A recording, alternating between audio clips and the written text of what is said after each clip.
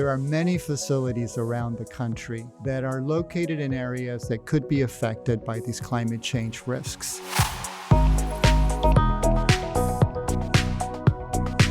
Hi, and welcome to GAO's Watchdog Report, your source for fact-based, nonpartisan news and information from the U.S. Government Accountability Office. I'm your host, Holly Hobbs. There are more than 1,000 facilities across the U.S. that treat, store, or dispose of various types of hazardous waste. Many of these facilities face the same risks from climate change that we all do. Some are located in areas increasingly prone to flooding or extreme weather events like hurricanes, and some are in regions where wildfires are increasingly destructive. So what's being done to guard these facilities from climate-related risks so that hazardous waste doesn't leak into our environment? We'll find out from GAO's Alfredo Gomez, an expert on climate and environmental issues who led work for a new report on this topic. Thanks for joining us. Thank you for having me. So Alfredo, can you give us an idea of what the danger is here? What are the risks? So these facilities store a variety of different kinds of hazardous waste, and a lot of these waste are byproducts from industrial processes. For example, they're discarded solvents from industrial cleaning, they're wastes from chemical manufacturing. Now, these wastes can be extremely harmful to humans and the environment as they are highly toxic. They can also readily catch fire. They can also explode or corrode and dissolve materials. And as you can imagine, we're concerned when there are accidental releases because they could contaminate our drinking water, for example, and they could lead to illness. How many of these facilities are at risk, and where are they located? Yeah, so there are over 1,000 facilities, and they're located throughout the country, in every state. And we found that more than 700 of these facilities, or about 68%, are located in areas that could be affected by these climate change events. These are, for example, located in places that are affected by flooding, that are affected by wildfire, or are in coastal areas that could be affected by storm surge during a hurricane or from sea level rise. And we've seen these effects already.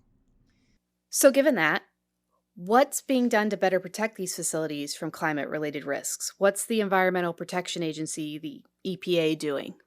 Yeah, so the people that are running these facilities are required to manage various risks, including protecting the facility from natural hazards. Now, EPA does have a role here in that they set regulations and standards so that it's clear to facilities what they have to do. EPA has also authorized the majority of the states to do the oversight of these hazardous waste programs. And so the EPA and the states, for example, are the ones that are doing the oversight. They're, for example, responsible for issuing the permits, conducting inspections to make sure that the facilities are safeguarding the waste appropriately.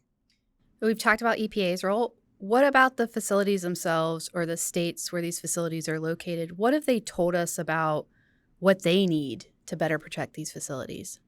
So what we've learned in our work is that there are real challenges that the states and the facilities face when addressing climate change risks.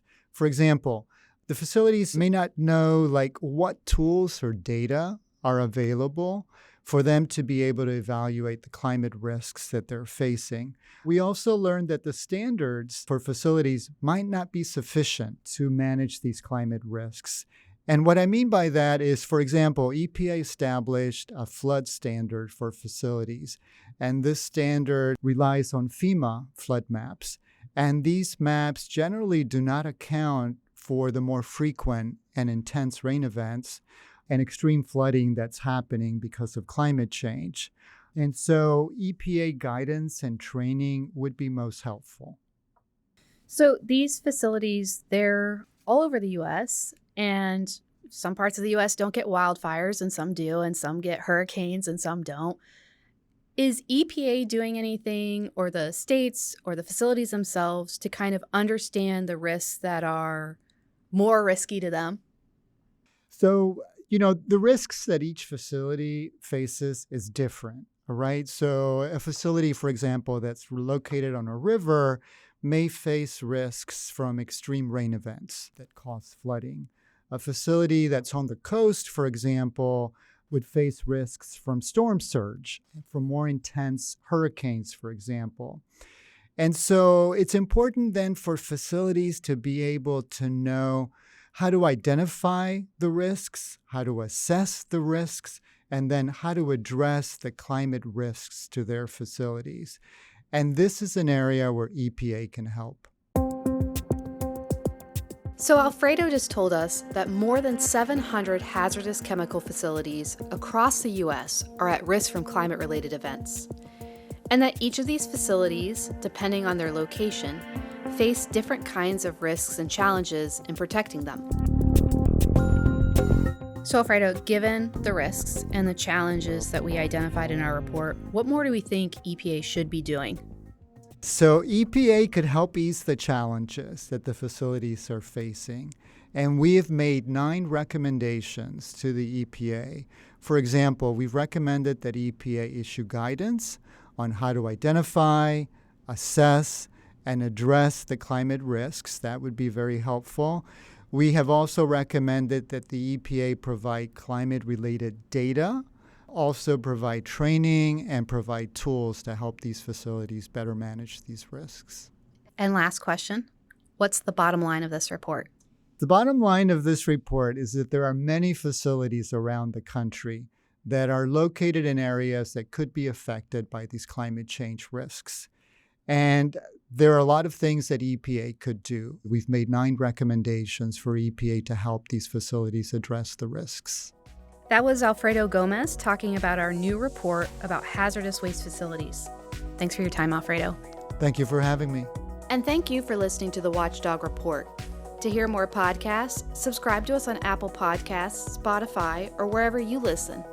And make sure to leave a rating and review to let others know about the work we're doing. For more from the Congressional Watchdog, the U.S. Government Accountability Office, visit us at gao.gov.